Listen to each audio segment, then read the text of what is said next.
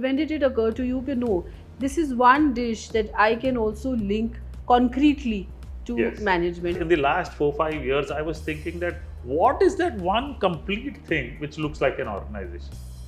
And that's when I started relating, okay, it's the one leader, which is biryani. What is cooking to you? How did your love for cooking begin? So for me, actually, it came with a necessity of supporting the family, honestly. It never came in as a career by choice. I was being pushed into engineering because being born and brought up in Kharagpur, you have only one option, either go to IIT. IIT Kharagpur or at the last chances go to the railways. Which is your favorite biryani? So for me, because I trained myself in Hyderabad, I still love the Loves the Hyderabadi Hyderabadi. biryani. Hello everyone, Jaskiran Kapoor here. I am here today with someone who has added so much namak to our lives with his yummy dishes, foods, recipes, and his namak shamak style.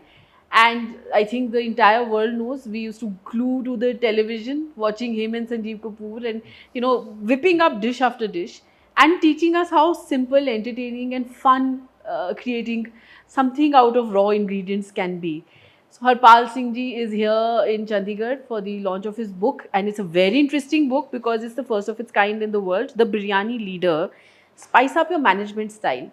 So how biryani from being a comfort food is also the king of foods and can really be a great guru, a teacher, and teach you the best lessons in management, something which Harpal ji has been collecting over a period of 10 years, scribbling away. And now I'm going to over to him.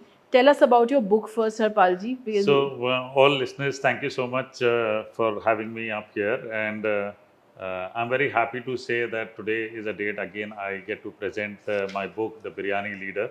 Now, Biryani Leader is a thought process which has been there in my mind for last 10 years. And I've always been intrigued by the subject that, what is that that you see inside a cooking vessel? Okay, can you relate it with something else, something differently? Because as a chef, we were all taught that cooking is all about art and science, and we only restricted the thought there. And I've been in the practice of thinking differently and doing things differently. So I thought that, okay, no, there is something beyond this. And whenever I would cook and I would see ingredients behaving so differently upon addition of one, addition of another one, and those things help me relating them with management principles and day-to-day principles of life at the same time. I would see a cooking vessel as a complete organization where people were ingredients and how they behave differently inside the cooking vessel, and how there was an external environment which was being handled by somebody who would be the leader. And first, let me also share this with you, that why did the name Biryani Leader come?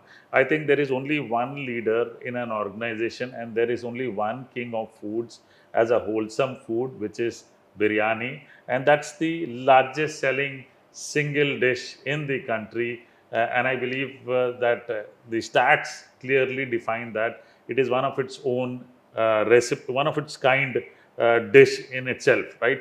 So in itself, it is a great comfort food. In addition, if you add on things like a raita or a salan or a mirchi or a papad to it, it is more fun to it. Now, let's give you a classic example here, okay? So, if you look at the biryani in itself, it is a great, great subject when you relate it with management, because there are about 100 things going inside the biryani to make one dish, yet you understand one flavor, which is the flavor of biryani. Biryani is also, apart from being a teacher, it has a very rich history. Yes. So is it as Indian as it can be, Oh, or it is. is it an import? And So, we've added our flavors to it. so I'll tell you what, there are various stories and theories to the biryani. Many people say that biryani existed in the country before the Mughal invasions and kingdoms who settled in India. Then there were some theories that say that, okay, during the wars, the Mughals, for their soldiers created a one-pot dish. Yes. There's also a theory Queen which, Mumtaz, yes. yeah. So there's also a theory which says that there's this lady from Lucknow, the Nawabs, and they, when they were founding their forts, etc., the queen found that, okay, the waiters are not getting enough protein. I mean, the workers are not getting enough protein. So she had to create a wholesome dish, and she created the biryani. So in itself, the biryani, whether It's a you take complete it as a food. non-veg thing or a veg thing, it's a complete dish. Like I was mentioning, in itself, it is a complete dish.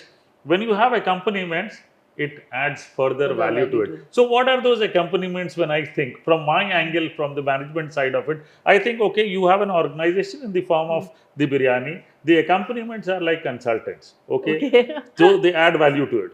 With each thing, you would take a little salan, you taste it differently. You add a little raita, it tastes a little differently. Okay, so these are little consultants who are enhancing your flavor, enhancing the value of the company. So it's very interesting, because very few people have connected food with management. Correct.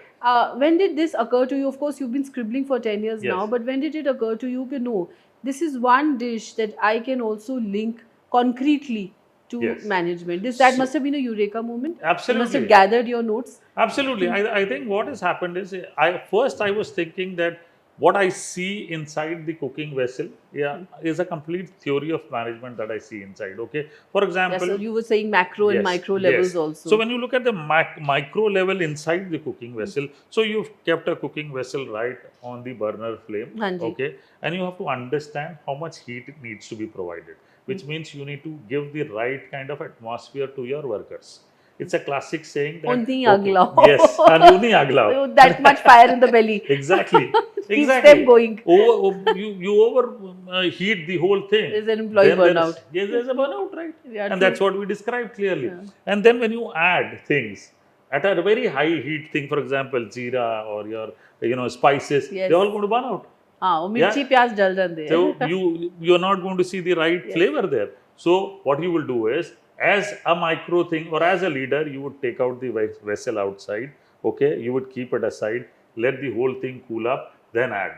Or the other classic example is when you see the jalebi wala making jalebi, Yes. you will see his jalebi kadai Yes. because he's constantly making And jalebis. beautifully, it's a calligraphy card. Yes, and after a point of time, to control the temperature, he will add another ghee.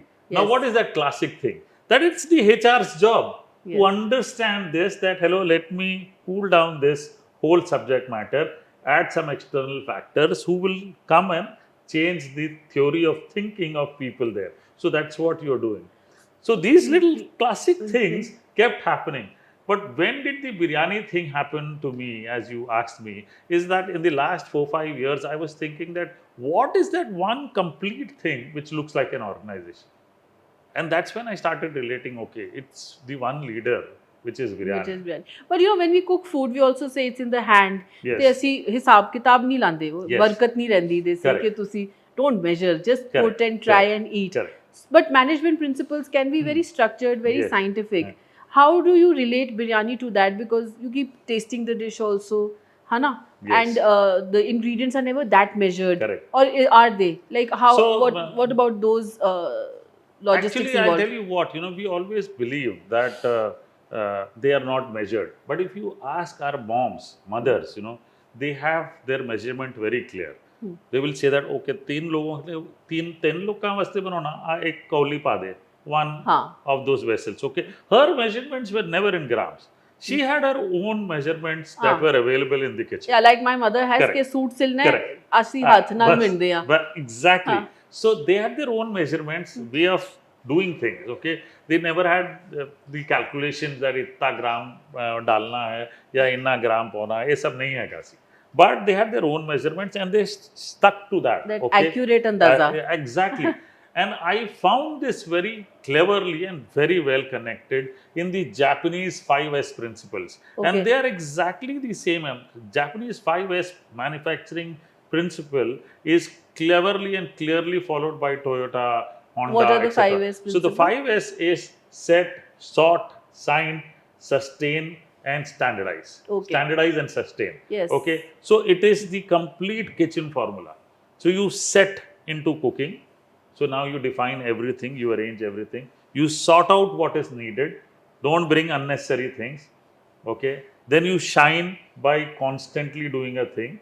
Okay. Then you standardize it by going back and forth saying that, okay, To shine further, I need to standardize. Then you need to sustain. Okay, so sustenance comes with correctively doing things daily in the same manner, and that is so very perfect for a chef. If you see, if you want to cook biryani every day, you will probably have to cook it. I mean, if you have to Yes. master, you have to cook every day. Yes. एक दिन में नहीं Standardize बनेगी, it. standardize it, right? Yes. And then to sustain, your standardization works very well. True. So these principles actually act so very well, and these are the things that I kept looking for, and I could connect them very well in my book. You know, I was reading a lot about you, and I found it so interesting that you're a Sardarji, Ji. born in West Bengal, Ji. in that entire East culture, Ji. and you know Odia, Telugu, apart Yes. from Hindi, English, Yes. Punjabi, Yes. is a Bengali also. Yes. You've traveled, you know India like the back of your hand. Yes. And the love for biryani also came when you understood biryani with Ustad Pasha, when Yes. you learned Hyderabadi Absolutely. biryani from him. Absolutely. So, this journey of yours throughout India, Yes. how has that honed you as a chef? Because, you know, a lot of Sardars are still associated with a lot of fun, and, you know, they'll crack a joke, or they're Absolutely. not taken seriously. Yeah. What were the challenges that you faced, and probably applied in this book also? Because So- that is also a challenge. Absolutely. To be taken seriously. Absolutely. So, you know, to be taken seriously. Because they'll tell you na कि नमक शमक ही बोलो, पंगड़ा पालो, and that can be irritating also Yes. sometimes. No, but it is there, and I take it very sportingly. Okay. But for people to believe that you're serious about what's happening in your life and what you've been scribbling is, why don't you go and print the book? So that's what I did. You know, because when I was bringing this subject across to various publishers, most of them did not understand, honestly, that what am I talking about? Okay, now how can it be possible? How do you see management inside a vessel? I said, this is the way you see. No, I don't know whether people will accept it or not. Fine. I mean, that's my thing to understand, and I need to learn more to communicate so that the person in front understands. Then finally, I met the Story Mirror people, the publisher, and he understood well. And now, after publishing, with the book going bestseller within 24 hours, and that was his first book that could crack that, you know, subject, he came back to me and he said that, Harpal, first I never believed you so much. I was happy that I have a unique author who is doing things differently, but I was skeptical about the book, how it would look like, how was the outcome. However, having said this, I said that, okay, for me, it is better to have so many authors, one more author. Then I, over a period of time, from a chef to an entrepreneur, believed that, you know, writing was one part of the book. Can I sell the book? That is the most important part. So we could pre-sell the book to such an extent that he was so happy. So in the first 24 hours with the book going on print, I could sell about 2,000 copies. It doesn't have biryani recipes. It has recipe Yes. to management Yes. skills. That is very, very true. So don't pick it up thinking there'll be some recipe to cook the ultimate biryani. Absolutely. So all people need to understand the subject is about cooking, not about recipes. Recipe books now would be coming soon, special So, books. Like you Right. said that, you know, some elements were missing. So Yes. what series next is the So book going to no, be? now everyday cooking with management principles is what Okay. I'm thinking. So why I'm saying this is, here it is an elaborate thought process of an organization about emotions, about my journey, about humor, about happiness, about cooking inside the vessel, okay, about an organization. How do you see that? Okay, how an individual ingredient plays the role, and relate that with an organization. And the next series I'm looking at is saying that, okay, you know, okay, about the classic things, that how does oil burn? What do you relate that? Yes. Okay, what do you do there? And those things are those simple 1-minute manager. If you have heard about that book, I am trying to do something similar to All that. right. You know, cooking is also considered as therapy. Yes. You've brought it to the management Yes. status. But what is cooking to you? How did your love for cooking begin? So for me, actually, it came with a necessity of supporting the family, honestly. It never came in as a career by choice.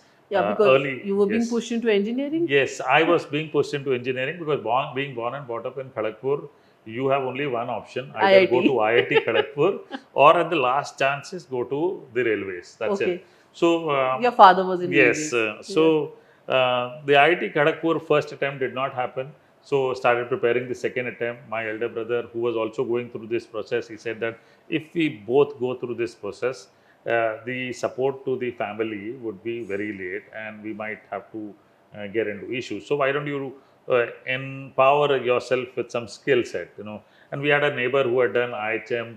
He had a job immediately after passing. He came suited, booted every time he would come back They home. cut a smart Yes, figure. yes. And so he said that this is the right course for you. He's got a job, he's employed, and there's no worry now for his father. Why don't you go and join this? And I told my brother, see, we have not stepped inside a restaurant, a hotel until 18 years of age, and you want me to do the subject course which I don't know ABC of it. He says, yeah, waiter ban jayega, but tension mat le. Waiter to bani jayega na. I said, yes, this is a good thought. Waiter ban jayega. So we got into with this thought of getting into a hotel as a waiter, but somehow I would say the third and the fourth month of the first year in IHM, I could sense that there is something called chef, which I've started liking, and I could see the God sent signal there that okay, this is something which I should pursue, and that's where the whole marriage happened between me and the external energies. Okay, and then I never looked back. Okay, whatever was required to become a good chef is what I started empowering myself with. How many biryanis did you have to gut before getting the right biryani? So I will give you a very classic example. I keep traveling a lot, so I keep eating biryanis, and like you mentioned about Habib Pasha, so that was one classic learning about biryani, and each thing that he would do, I can relate that with a classic management principle. Okay, like he would let me hammer the mutton after being scrubbed with all the Pulverize spices, it completely. and then I would bang the mutton Yeah. inside the cooking vessel. Now that was a classic way of tearing and softening the tissue of the meat. Okay. Now, if you really look at, that's a hard-on process. So if you want to learn things hard, you need to deep dive. Okay. You cannot just stand outside No, and say, has to be right. So that is the in-depth. classic thing. Okay. Yes. You need to go through the grind, and that's what the mutton goes through. Okay. It goes through the grind. That's how a kachi ghost ki biryani is made. The raw meat gets cooked with almost half cooked rice, which is like a classic learning for anybody. So I went through a lot of tasting of various biryanis. The South Indian biryani is different to Very the West different. Bengal one, Yes. to the Hyderabadi one, to the Yes. Avdi one, to the Punjabi. Bombay one, to the Punjabi one. Okay, each one is different. But I'll give you another classic example. Okay, the South Indian biryani is with short grain rice and it's sticky. Yes. Okay, it is never separate grain. Yes. Which is why if you see within their nature, they are very close knit families, very close knit people. Even in Very, the silly, yes. So that's the classic example. Okay, but here in North, if you see, the rice is full blown, flamboyant. Okay, each grain, Color. yes, color. Each grain is full, fluffy with that ego structure in it. But I see that Mote piece Yes. chicken de. But I see that ego structure and fluffiness in its own way as a journey to growth. Okay, I do not see that as a negative ego. I see that an ego by saying people that okay, there is growth in everything. When you spend things, when you show things to people, there is growth that you see there also. So these are classic examples. buoyancy. Yes, and I could classically see this in both the biryanis, and I related and narrated that in my book also. Which is your favorite biryani? So for me, because I trained myself in Hyderabad, I still love the Loves the Hyderabadi Hyderabadi. biryani. I think and that's world over yes, is the best. Yes. And for students who are coming up, you're also teaching a lot in your while you're preparing in hotels, Yes. while you're communicating through television. Yes. You're also teaching a very vast number of people, Correct. including the upcoming chefs, sous chefs in your Correct. organization in the hotels. Right. So today, what would you tell students or children who want to look for a career in being a chef? Like, what should they step in with what idea? So- Because the world is changing at Yes. such a fast rate. Yes. Technology is overtaking everything. And this is a creative field. Yes. So how should they approach it or how should they come for So, it? one thing that I'm learning is that this being a creative field, the AI will empower you further. Your creativity will always be at number one. So Okay. how is AI going to empower So cooking? empower by standardizing your recipes, your feeds, etc. Okay. That's how AI is going to help you there. Having said this, I would say to all the people who are aspiring chefs, okay, there is no shortcut to life. Everybody thinks that let's become celebrity chef or a well-known chef overnight. It doesn't happen overnight. If it happens overnight for you, you are that lucky guy with the golden spoon right there.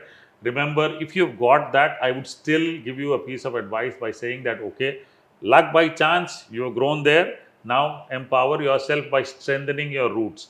However, to all people, I would say that, you need to work hard, have patience, stay focused, bring in that perseverance power in you so that you kind of learn the right things to grow further. And this is the time for chefs. As we pass COVID, I have Yes, seen, post pandemic, I yes, was coming to it. post pandemic, I have seen how the hospitality industry has bounced back to such an extent that people are looking for chefs and hospitality professionals. Right time to do your IHMs. This is not going to die. The world also says that hospitality professionals and professionals, uh, they will be there for the next few decades. Okay, and this is your time. So don't carry on with the shortcuts. You've got great learning tools. Apply them to your life and enhance your career by using them So correctively. are you also post-pandemic looking at this entire change of ingredients, this alternate, because there is a rise in cancer, there is a rise in other diseases, which they are Yes, linking to the food table, yes. to processed foods, to various kinds of adulterations. So how, as a chef, as a food scientist, do you view the whole thing? And are you also now looking closely at your ingredients, sourcing the best organic? I would There must have been say some shift in the yes. thoughts I there. would I would say that yes. First thing that I put in my recipes is, I do not want to blend wrong things in my kitchen. Okay, I classically say this, and I bought this sattvic element in my cooking in my restaurants after visiting Haridwar or Banaras or such places. After visiting there, I bought the sattvic element. I realized that whenever you eat Indian food, you burp, you feel Yes. bloated, you feel sleepy. So that sattvic element was very, very clear. I learned that the more garlic goes in, the more you'll burp, okay, the more heavy you will feel. Remove that garlic, and that's what the sattvic elements do, okay. Cut off the crap from there so that it makes you feel healthy. Number one. Number two is that I clearly, whenever I do my mocktails or blends or things like that, I clearly understand that I cannot blend milk with fruits in any form. No, I Yes. Yeah, cannot that do is a that. new, I Yeah, think that's but one. you go out and you see that milk is being blended with so many fruits, and I ideally don't encourage that. I seriously don't encourage that, but because these are slow poisons, okay, and these elements need to be controlled in some way or the other. Also at the my own level, now we've been talking about year of millets, okay, we've also captured those elements of classic dishes of millets inside my restaurant where health is a key factor. When you talk about sustainability, I have bought in some ingredients which were just simply used in some parts of the country, like the lal sag in West Bengal, okay. We know it as lal sag. The world knows it as amaranth food. Yes. Yeah. So people don't even look at it. But I have No, created such a amaranth is huge hit with yes, dietitians. yes, absolutely. Quinoa, But amaranth. when you When, when you say amaranth, huh. the moment you say lal sag, Even you millets, finished. jowar, ragi, bajra have always You been finished. there. Yeah, it's been there. But the moment you say lal sag, it is finished. The moment you say amaranth itself. So we bought that amaranth kebab, okay, with puffed amaranth tikki, rajgira. Okay, rajgira has been there, Yes. right? So we bought in those elements, those dishes in my cooking, where we say that okay, there is indulgence, there is health, and you need to choose what So is right for these you. were, this can be applied to your book, that there's hidden talent in your organization. You Yes, keep yes, excavating it. absolutely, And what were absolutely. the lessons learned from Sanjeev Kapoor? Because you've had the longest Yes, association with him. You've yes. written books with him.